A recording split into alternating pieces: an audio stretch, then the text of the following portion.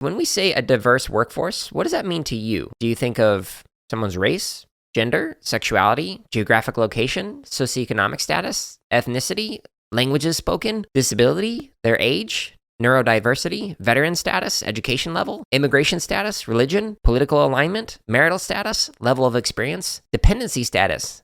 Are they a dog or cat person, etc.? What about the intersections of all these different identities? What does a diverse class look like in school when the school itself might not be very diverse according to the demographic data that is being collected? And then if one person is the only person who is teaching a subject in a school, like computer science, what can you do to expand the diversity of adults teaching that subject that is being represented within that school? Far too often, I see diversity statements center around race, gender, maybe sexuality, but really none of the other stuff that I mentioned. Like, why are we not talking about disability or veteran status? When it comes to identity and cultures, there's so many more layers. Like, I just listed, I don't know, like a dozen things right there, but that's just the tip of the iceberg of what makes up somebody's culture or cultures or identity. Now, related to that, there's a tendency when some people advocate for diversity to be vague in what's being asked for. So how can we as individuals or as a field clarify goals to strive toward? For example, I've heard some say an organization or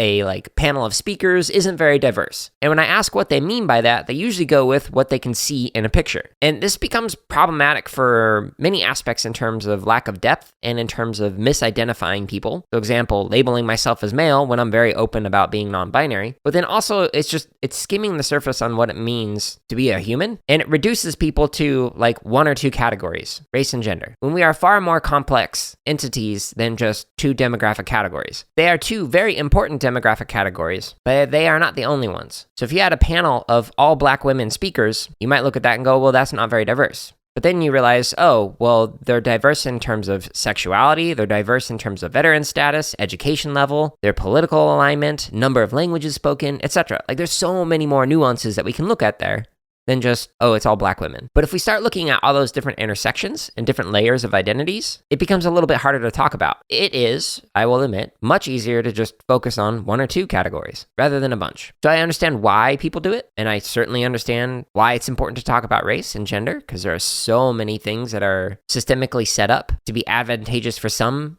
races or genders and disadvantageous for others. So those structural barriers need to be addressed, but there are also structural barriers with all the other demographic categories that I mentioned.